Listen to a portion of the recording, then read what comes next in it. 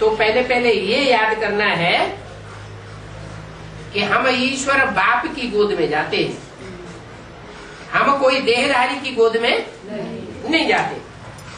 शिव बाबा को याद करके फिर इनकी गोद में आना चाहिए। 24 जुलाई सन 1967 की वाणी का 3रा पेज।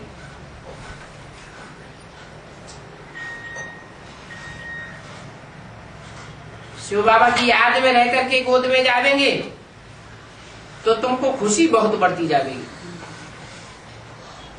बुद्धि में आवेगा उस बाप ने ही शरीर का लोन लिया है, इस बाप ने,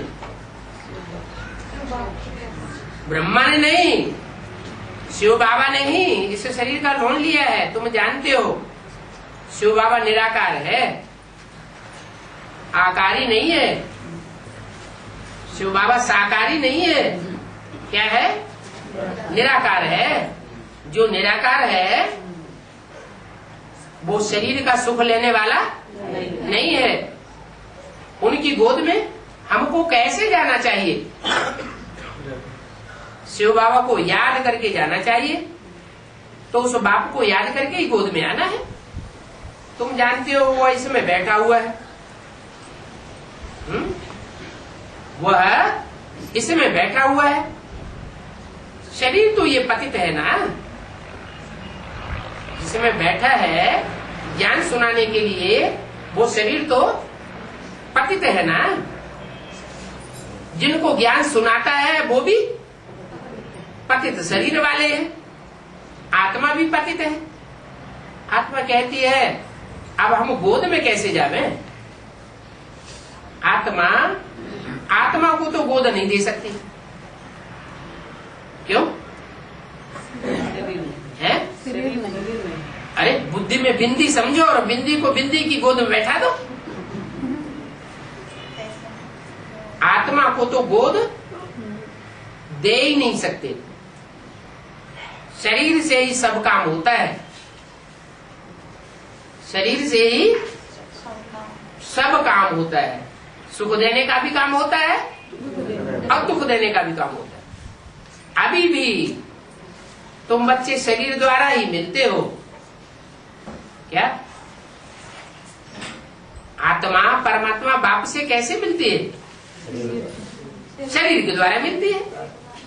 इनकी गोद में आते हो तो ये कह देते हैं कि शिव बाबा को याद करो। हम शिव बाबा की गोद में जाएंगे, फिर तुम्हारा कोई पाप नहीं बनेगा।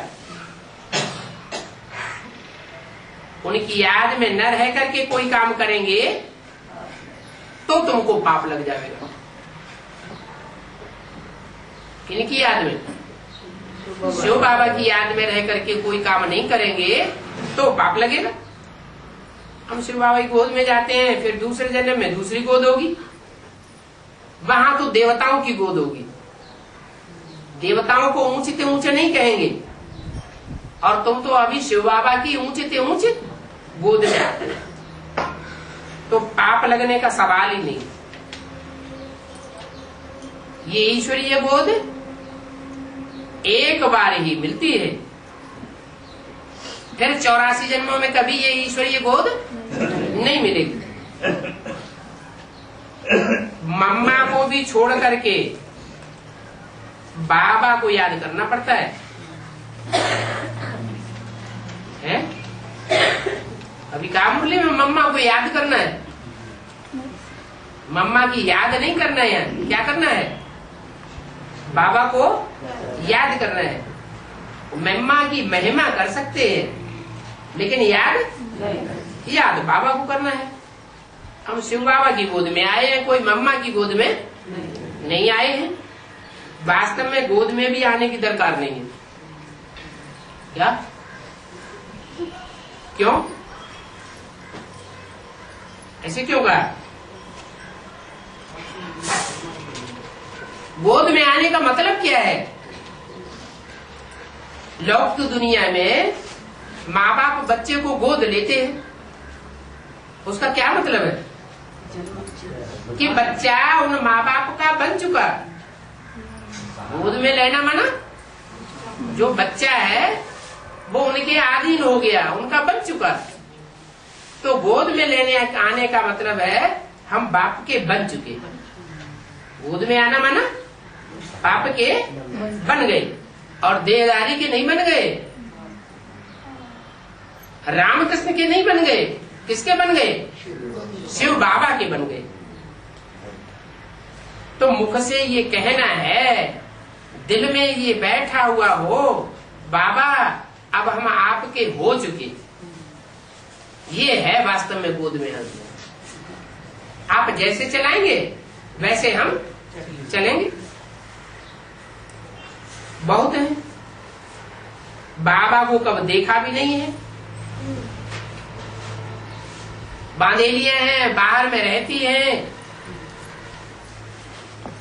लिखती हैं शिव बाबा हम आपकी गोद के बच्चे बन चुके। बुद्धि में ज्ञान तो है ना। आत्मा कहती है हम शिव बाबा की बन चुकी। इनके पहले हम पतित की गोद में थे, और अब हम ऊंच ते ऊंच पतित पावन बाप की गोद में आए हैं। भविष्य में फिर पवित्र देवताओं की गोद में जाएंगे। तो यह तुम्हारा जन्म दुर्लभ है। हीरे जैसा जन्म सिर्फ इस संगम युग में बनता है। सतयुग में